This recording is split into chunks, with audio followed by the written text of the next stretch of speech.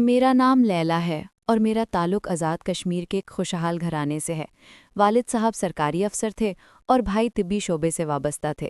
اکلوتی ہونے کی وجہ سے میں خاصی مغرور تھی اور ہر کام اپنی مرضی سے کرتی تھی۔ جب میں نے جوانی کی دہلیز پر قدم رکھا تو خاندان بھر سے میرے لیے پیغامات آنے لگے، جن میں اچھے اور اعلیٰ خاندانوں کے رشتے شامل تھے۔ تاہم والد صاحب نے میرا رشتہ بچپن میں ہی اپنے بھتیجے عدنان سے طے کر دیا تھا۔ چچا جان اچھا کما لیتے تھے، مگر وہ ہمارے معیار کے مقابلے میں کچھ نہ تھے۔ عدنان تعلیم مکمل کرنے کے بعد آرمی جوائن کرنے کا ارادہ رکھتا تھا۔ وہ نہایت سلجھی ہوئی شخصیت کا مالک اور شریف لڑکا تھا، اسی لیے مجھے بھلا لگتا تھا۔ میں سوچا کرتی تھی کہ اس سادہ انسان کے ساتھ میری زندگی بہت اچھی گزرے گی۔ بھلا مجھے اس رشتے پر کیا اعتراض ہو سکتا تھا؟ سچ تو یہ ہے کہ مجھے عدنان سے محبت تھی اور ہمارے درمیان اکثر تحائف کا تبادلہ بھی ہوتا رہتا تھا۔ میں اکثر سوچتی کہ کبھی اس نیک انسان سے بے وفائی نہیں کروں گی اور ہر حال و ہر مشکل میں اس کا ساتھ دوں گی۔ انہی دنوں میری خالہ جان امریکہ سے آئیں اور ان کے آتے ہی سب کچھ بدل گیا۔ میری بربادی کی اصل کہانی یہیں سے شروع ہوتی ہے، کیونکہ ان کے ساتھ ان کا جوان بیٹا عامر بھی آیا تھا، جو کسی طور عدنان سے کم نہ تھا۔ وہ صورت و سیرت کے علاوہ اعلیٰ تعلیم یافتہ اور مہذب بھی تھا۔ ایک ہی محلے میں رہنے اور رشتہ دار ہونے کے ناطے اس کا ہمارے گھر کثرت سے آنا جانا شروع ہو گیا۔ ابو کو یہ بات پسند نہیں آئی، البتہ امی اب آگے کی سوچنے لگی تھیں۔ وہ کہتیں، عدنان کے پاس ہے ہی کیا، وہ کچھ بھی کر لے عامر کی برابری نہیں کر سکتا۔ امریکہ کے ڈالروں نے اسے کروڑ پتی بنا دیا ہے۔ ہماری بیٹی وہاں جائے گی اور اگر نہ بھی گئی تو یہ دولت اسے یہاں راج کرائے گی۔ ہمیں اب ان باتوں کے بارے میں سنجیدگی سے سوچنا چاہیے۔ جب میں نے یہ باتیں سنی تو میرے ذہن میں بھی یہ بات بیٹھ گئی کہ عدنان کے مقابلے میں عامر کا رشتہ بہتر ہے۔ ماں نے ان کی عمارت کا ایسا نقشہ کھینچا کہ میں جنت کے خواب دیکھنے لگی۔ اب میری جب بھی عدنان سے ملاقات ہوتی یا آمنا سامنا ہوتا، میں اسے نظر انداز کرتی اور نظریں چرانے لگتی۔ وہ اس رویے سے بے حد پریشان رہنے لگا اور چاہتا تھا کہ اس بے رخی کا سبب پوچھے، مگر میں اسے موقع ہی نہ دیتی تھی۔ ایک دن وہ میرے کالج آ گیا اور کہنے لگا، لیلا پلیز کچھ تو بتاؤ، آخر اس اچانک تبدیلی کی وجہ کیا ہے؟ میں نے سوچا کہ آج نہیں تو کل اسے پتہ چلنا ہی ہے، چنانچہ میں نے صاف کہہ دیا، تم میرے معیار پر پورے نہیں اترتے اور میں تمہارے ساتھ خوش نہیں رہ سکتی۔ انسان کی شخصیت عجیب خطوط پر استوار ہوتی ہے۔ جانور کی وفا کا بھروسہ کیا جا سکتا ہے، مگر انسان کا نہیں۔ ہر آدمی کی طبیعت میں لالچ کا کچھ نہ کچھ عنصر ضرور ہوتا ہے، کوئی اس پر قابو پا لیتا ہے اور کوئی مغلوب ہو جاتا ہے۔ حرص انسان کے نفس کو ایسے جکڑ لیتی ہے جیسے شکاری شکار کو یا باز چڑیا کو۔ کس کے ساتھ بندھن باندھنے میں خیر ہے اور کس کے ساتھ نہیں، یہ صرف اللہ جانتا ہے۔ انسان تو محض عقل کے پیچ لڑاتا ہے، اسی لیے کبھی کبھی وہ نادانی میں عذاب کا انتخاب کر بیٹھتا ہے۔ جو شے اسے بظاہر جنت نظر آتی ہے، در حقیقت وہ جہنم ہوتی ہے۔ عدنان نے مجھے لاکھ سمجھانے کی کوشش کی اور قائل کرنا چاہا کہ میں تمہارے لیے یہ کروں گا وہ کروں گا، لیکن میں نے اسے بری طرح ٹھکرا دیا۔ وہ کہتا رہا کہ میں خوب محنت کروں گا، عامر سے زیادہ دولت کماؤں گا اور تمہیں کسی چیز کی کمی نہیں ہونے دوں گا، مگر میری آنکھوں پر دولت کی پٹی بندھی تھی۔ اس کی کسی بات کا مجھ پر اثر نہ ہوا۔ پھر وہ زندہ دل اور ہمیشہ مسکرانے والا لڑکا میرے سامنے کسی بچے کی طرح رونے لگا، مگر ان آنسوؤں نے بھی میرے دل کو نہ پگھلایا۔ ایک بات بتاتی چلوں کہ اس سے قبل عامر بھی گاہے بگاہے مجھ سے محبت کا اظہار کرتا رہتا تھا اور میں نے اس کی آنکھوں میں اپنے لیے پسندیدگی دیکھی تھی۔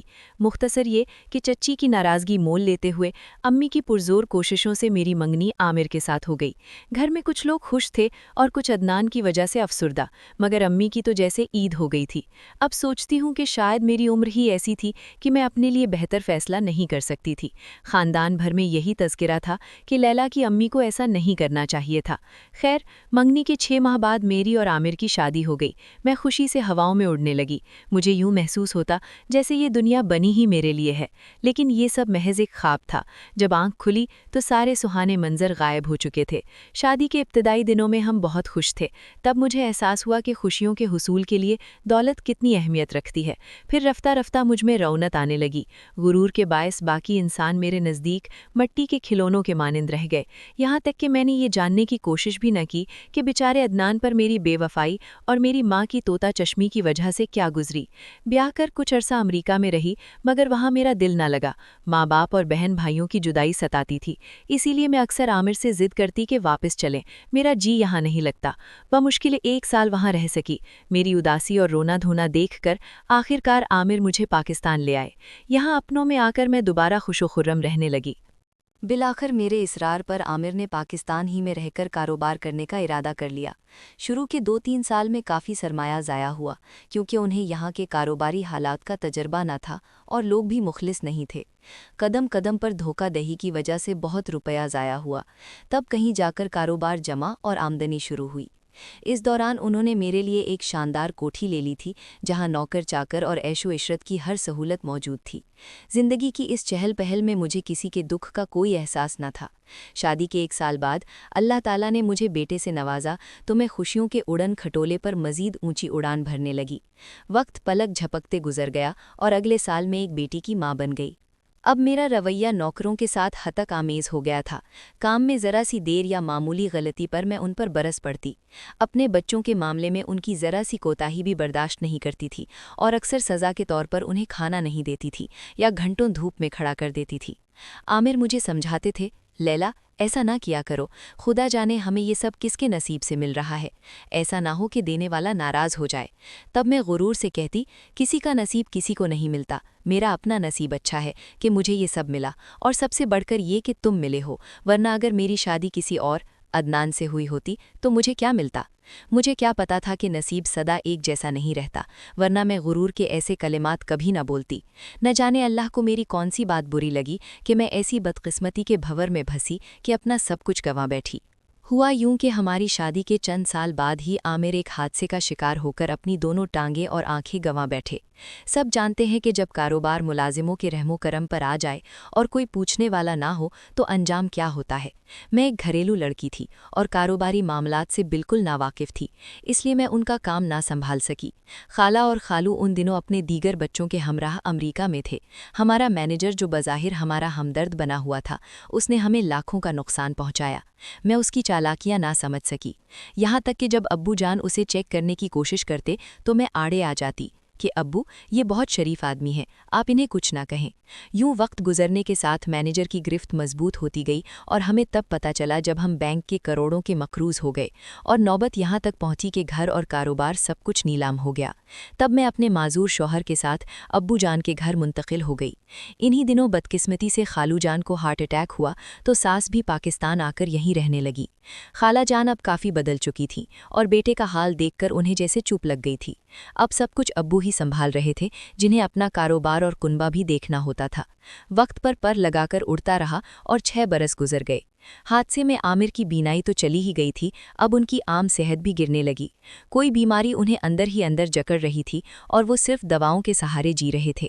شاید ان دواؤں کا رد عمل تھا یا کوئی اندرونی چوٹ جو وقت کے ساتھ ساتھ کینسر میں بدل گئی۔ آخرکار وہ دن بھی آ گیا جب وہ گلے کے کینسر کی وجہ سے انتقال کر گئے اور میں بیوگی کی چادر اوڑھ کر گھر کے ایک کونے میں بیٹھ گئی۔ جو بھی مجھے دیکھتا میری حالت پر ترس کھاتا۔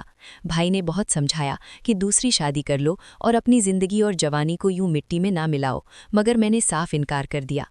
اب تنہائی کے لمحوں میں اکثر عدنان کا خیال آتا تھا۔ میں سوچتی تھی کہ اس کا دل توڑ کر آخر میں نے کیا پایا، محض چند سالوں کا عارضی آرام اور آسائش۔ اب تپتے ہوئے دن، سیاہ طویل راتیں اور میرے رت جگے تھے۔ میں نے کبھی تصور بھی نہ کیا تھا کہ مجھے یہ دن دیکھنا پڑیں گے۔ اب جب اپنا ماضی کا غرور یاد آتا تو میں بے بسی سے سر جھکا دیتی۔ مجھے یاد آتا کہ جب میرا نصیب عروج پر تھا تو میں نے کس کے ساتھ کیسا سلوک کیا تھا۔ خاص طور پر عدنان کی یاد تڑپاتی، جس کے ساتھ میں نے وفا کے عہد و پیمان باندھے اور پھر اچانک بے وفائی کی راہ اپنا لی۔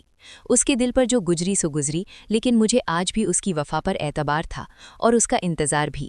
مجھے علم تھا کہ اس نے میری خاطر ابھی تک شادی نہیں کی، اور سچ تو یہ ہے کہ میرا من کہتا تھا کہ اس کے دل میں آج بھی میری جگہ برقرار ہے، وہ اب بھی مجھے چاہتا ہے، اور میرا یہ اندازہ غلط نہ تھا۔ اہل خانہ کے اصرار پر اب میں نے خاندان کی تقریبات میں شرکت کرنا شروع کر دی تھی، جہاں عدنان سے بھی الیک سلیک ہونے لگی۔ ایک دن ہمارا آمنا سامنا ہوا تو میں نے پوچھ لیا، عدنان تم تو ماشاءاللہ اب ایک بڑے آفیسر ہو، تم شادی کیوں نہیں کر لیتے؟ اس نے جواب دیا، لیلا میں نے تمہارا بہت انتظار کیا، مگر تم میرے جذبات کو نہ سمجھ سکیں اور دولت کی خاطر مجھ سے منہ پھیر لیا۔ تمہیں اگر دولت کی اتنی ہی خواہش تھی تو تمہیں یاد ہوگا کہ میں نے تمہاری ہر فرمائش پوری کرنے کا وعدہ کیا تھا، مگر تم نے میری وفا کو محض دولت کے ترازو میں تولا۔ میں پچھلے 8 سال سے جس آگ میں جلا ہوں اسے صرف میں ہی جانتا ہوں۔ اب کچھ عرصہ تم بھی اس جدائی کی تپش کو محسوس کرو تاکہ تمہیں اندازہ ہو کہ ہجر کی آگ انسان کو کیسے جھلساتی ہے۔ میں تمہارے پاس ضرور لوٹ کر آؤں گا، لیکن کچھ عرصے بعد۔ یہ کہہ کر وہ چلا گیا۔ میں چاہتی تو اس کا انتظار نہ کرتی، مگر میں اب دوبارہ اس کا دل نہیں دکھانا چاہتی تھی۔ جس کی بے لوث محبت کو میں نے اور امی جان نے دولت کے ترازو میں تولا تھا، خدا گواہ ہے کہ وہ بے وفائی کا نہیں بلکہ سچی محبت ہی کا حقدار تھا۔ اب میں انتظار کے باقی دن اسی امید پر گزار رہی ہوں کہ کسی نہ کسی دن وہ میرا ہاتھ تھامنے ضرور آئے گا۔ چاہے میں بوڑھی ہی کیوں نہ ہو جاؤں، میں اس کا انتظار کرتی رہوں گی۔ مجھے یقین ہے کہ وہ اپنا وعدہ نبھائے گا اور لوٹ آئے گا، کیونکہ وہ بے وفا نہیں ہے۔ اب میں بھی اس سے مرتے دم تک وفا کروں گی، کیونکہ میرا نام لیلا ہے۔